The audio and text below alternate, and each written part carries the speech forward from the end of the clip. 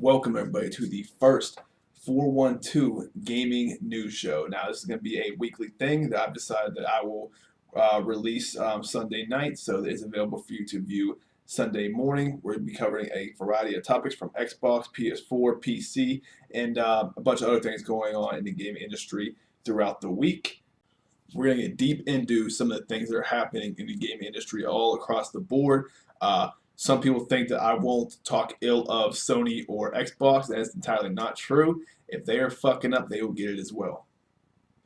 This show is going to be no bullshit, and no company nor game developer is off limits. So, without further ado, let's go. The way it's going to work is like this. First, it's going to be Nintendo, of course. Then Microsoft, and then I will save Sony for last. We will go through every new development with those three platforms. I will touch a little bit on PC, and then we'll go to some other maybe like DLC or scandal type things. But that's me the format for now. It's Nintendo, Microsoft, Sony. So the first up is Nintendo. Now, as you know, last week Nintendo released their Nintendo Switch Worldwide, which is their new console.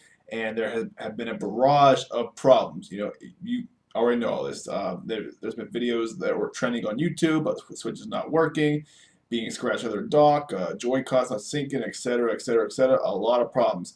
Well, recently, Reggie, the president of Nintendo America, addressed the issue about the screens being scratched when you take them in and out of the dock. And I'm going to read you his quote and his answer to this problem. Reggie said,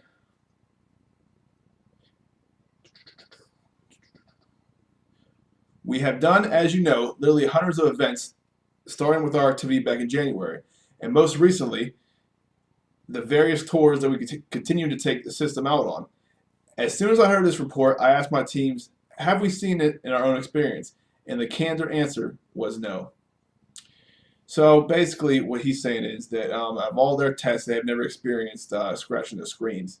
And he's basically doubting that is the case behind these screens being scratched. Look, I know it's a screen. It's a flat screen. There's chances that it's going to be scratched. But it's very possible that taking in and out of that switch is scratching the screen. Now you might say to yourself, well, I'm sure that they went through that, in their testing and made sure that wasn't the case. Well, they didn't make sure the Joy-Con linked up to the Switch either. Joy-Con's is having a problem syncing to the Switch. They didn't make sure that there was only one way that the Joy-Con could go into the actual slot, because if you put it in the other way, it gets stuck and it's damn near impossible to get out. There's plenty of videos out about that. So this is more of Nintendo saying, hey, basically, you're on your own here. Sorry. Enjoy your Switch. And to all those affected, I want to say, we are deeply sorry. They are just on. We're sorry. Hey guys, have we ever scratched our Switch before? We're sorry. It never happened to us. Well, I don't know. We're sorry. The problem is, Sorry.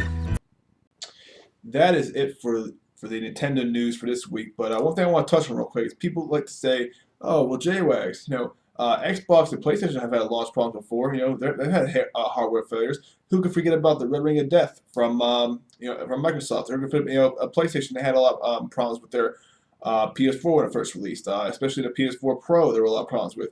Fine, true, you're right.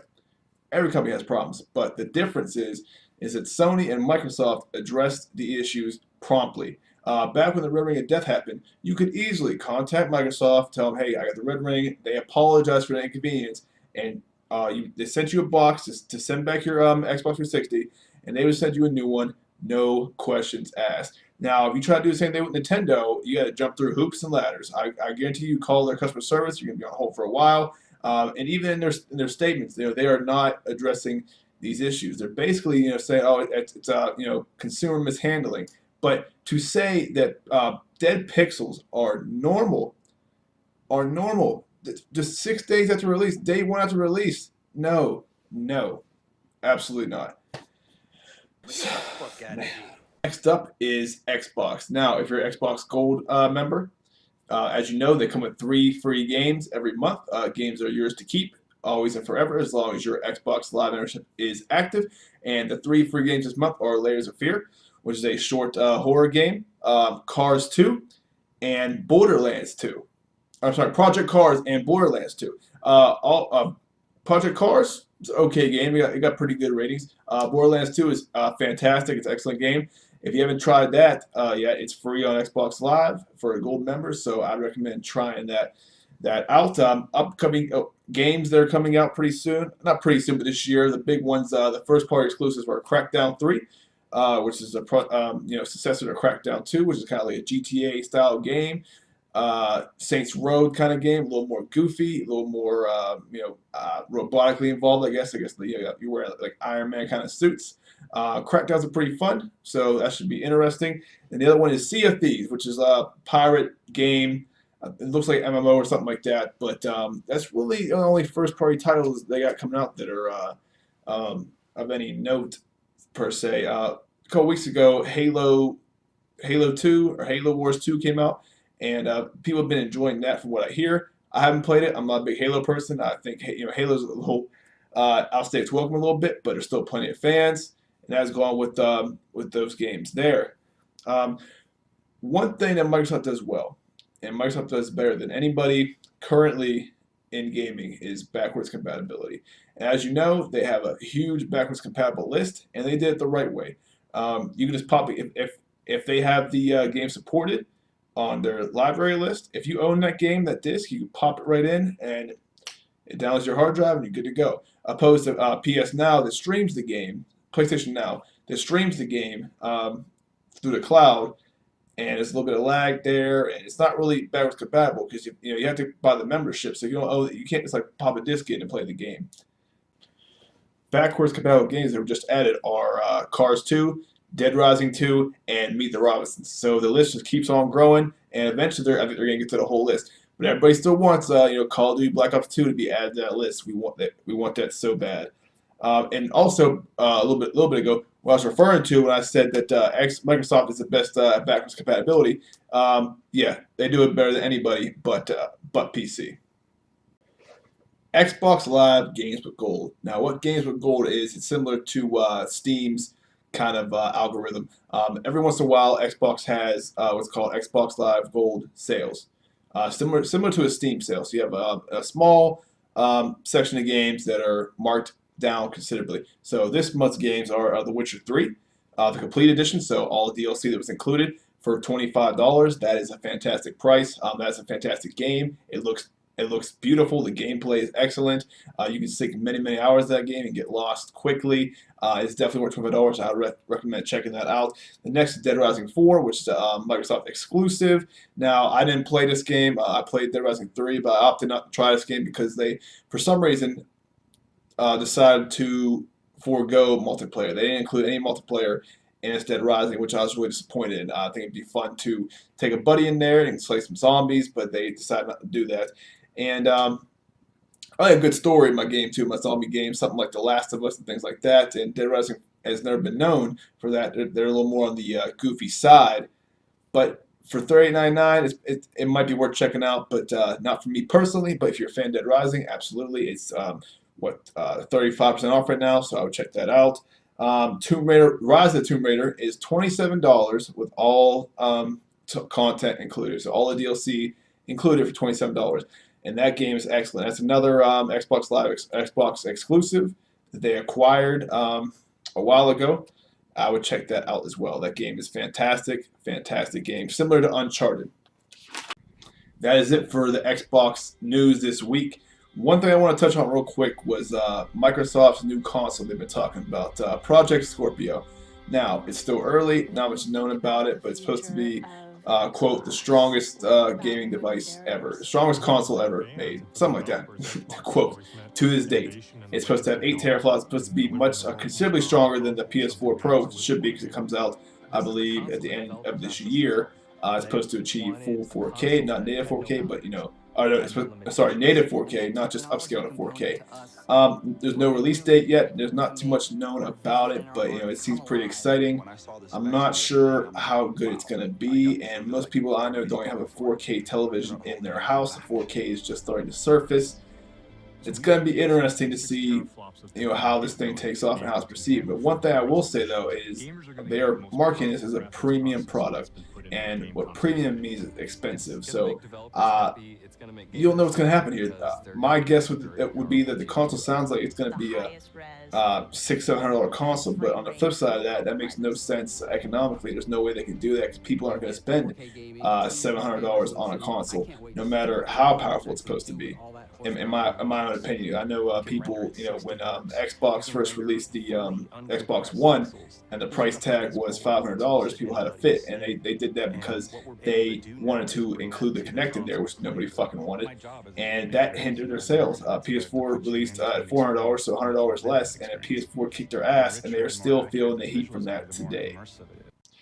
Next up is PlayStation. Now, PlayStation also offers free games with their PlayStation Plus membership. Same price tag, $60 a year, and that gives you online functionality. You get free games per month. You get games at discounts, etc., etc., etc.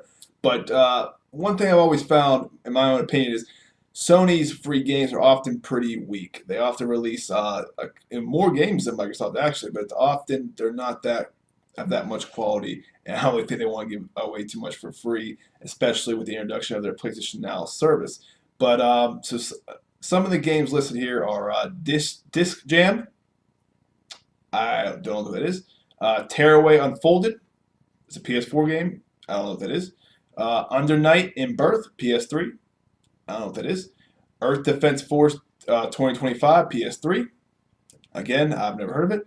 Lumo for the PlayStation Vita. Again, I've never heard of it. I had a Vita at one time, but I got rid of it. And then Severed for the PS Vita. So, if you're like me, I know of none of those games. I've never even seen them mentioned, and I watch a lot of gaming videos, gaming news, and walkthroughs and live streams. I never heard of those games. So that's one thing that Sony lacks on, I feel, a little bit, is they don't give too much quality in their game selection. But god damn it, they know how to secure the fucking exclusive games, man. Horizon Zero Dawn just released. That game is fantastic so far. I have not finished playing it yet, but once I do, I am going to do a full review on it. Right now I'm having tons of fun with it. It's very in-depth, from the crafting to the story's okay so far. But like I said, I'll have a full review for that in the near future. PlayStation VR. Now, I'm not going to spend too much time on this topic, but I just wanted to touch on it. Since its release in October 2016, currently, what the sales numbers say, it's sitting at 915,000 units sold, which is way more than I thought it would do, but that's fantastic, and it's currently the cheapest VR option you can find compared to Oculus Rift and HTC Vive and all other stuff. I have messed around with PSVR, and I think it's fantastic.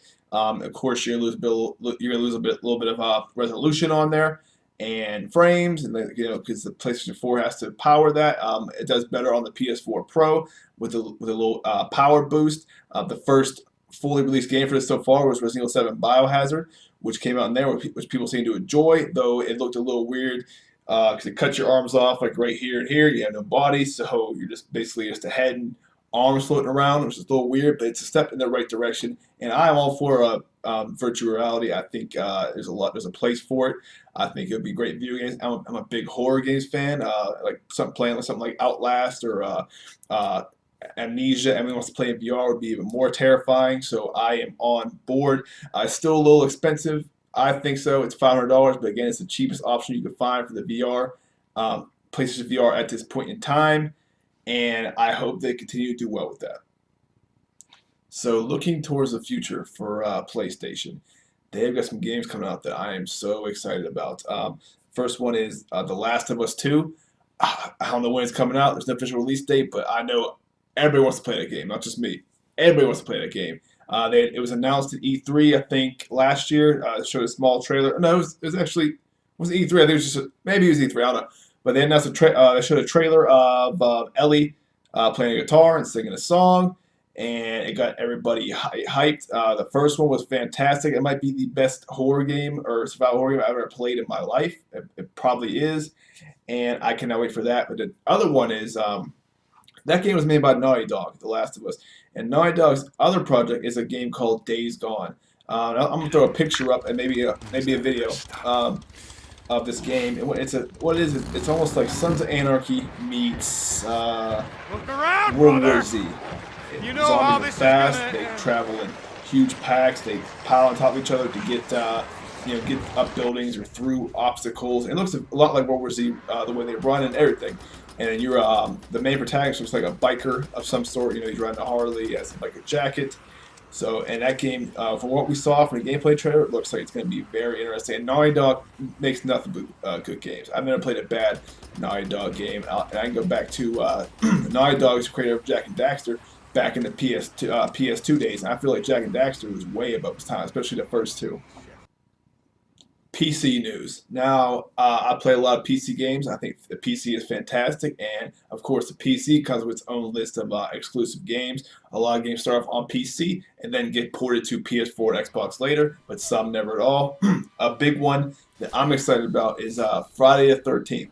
They're making Friday the 13th, if you didn't know, a full-fledged game for the PC. It's going to release on Steam later this year, and basically, you're Jason, and you're running around and killing teenagers and doing all that good stuff, and it looks brutal. It looks absolutely brutal. I'm not sure what the premise behind it is. I'm not sure. Maybe it could be a multiplayer experience where maybe your friends are the teenagers and they have to evade you or figure out how to survive, and and you can control Jason. Same thing, vice versa. I'm not sure yet. I'm not sure what the whole premise of it is, but the trailer is out now. And NVIDIA has a new graphics card out. They just released it, the NVIDIA GTX 1080 Ti, and some of the specs on this thing. Massive 11 gigabyte frame buffer, GDDR GDDR5X memory. This thing's absolute beast, supposed to be 30% faster than the GTX 1080, and it's listed for $700 on their website, but it is currently out of stock. I'm sure it's insane, and I would like to get my hands on it. $700, god damn. That's probably what some of you are thinking who don't play PC or have no idea, about the PC world. But yeah, that's common. $700 for just a graphics card. That's just the graphics card. So when you look at the console side, $500 for a whole console isn't that bad of a deal in that regard. So some other thing I want to touch on was one more thing actually was Mass Effect Andromeda. Now a lot of people were excited for this game. I don't have too much experience with any of the Mass Effects. I know I'm not gonna hate for that, but they never seem to grab me too much. They seemed a little boring to me. I know they're big open games, but never grasped me. But I think I'm gonna check this one out. There's a lot of hype behind it. It looks a little better. Big thing with me, guys. I know, anytime gameplay over graphics, gameplay over graphics. That's what everybody says. But for me, I'm at a point now where if it's not up to a certain graphical standard for a AAA main, not an indie game, but a AAA big $60 game, the graphics had to be there. That's what killed me about Fallout 4. I couldn't get into Fallout 4 because there was no immersion for me. Now I'm to the point where I need a certain level of detail in my games. Now, yeah, there are games that look fantastic. They're terrible. Just look at the older 1886. That game looks amazing. I haven't found a game that looks better than that on the console yet. But it was boring as shit, and it was short, and it was shallow, and basically, you press X the whole time. But I still need some graphics. I'm very big on graphics. But yeah, I'm probably gonna pick up Mass Effect Andromeda. But that is it for this week's gaming show. Real quick, I just want to say to you guys, at the time of shooting this video, I'm up to 59 subscribers, and that has grown so much in the past week. And I just want to thank everybody who took time to watch my videos, drop a like, comments, and especially subscribe. It means so much that you took time out of your day to watch that video, especially considering I'm very new on YouTube. I'm still figuring out my rhythm here. I have to upgrade my camera, but I'm doing things like I bought a new microphone because I want to produce better quality content for you guys. I'm still figuring everything out, and most people have been so supportive about this and helped me on the way. Other YouTubers guided me a little bit, telling me what I need to do. So I could be happier. I love making these videos. I love doing this. It's an absolute treat to talk to you guys. But that is it for week 1 of the gaming show. Next Sunday will be released of week 2. That's going to be the criteria here. I want to do one every week, and I'll release it Sunday night so that it could be there Sunday morning. But you can watch it whenever you want. The fact you're watching it all is amazing to me. But again, I just want to touch. Thank you guys so much. Thank you guys so much. I really appreciate it. And my next video won't be far around the corner. And I'll talk to you later. Thanks.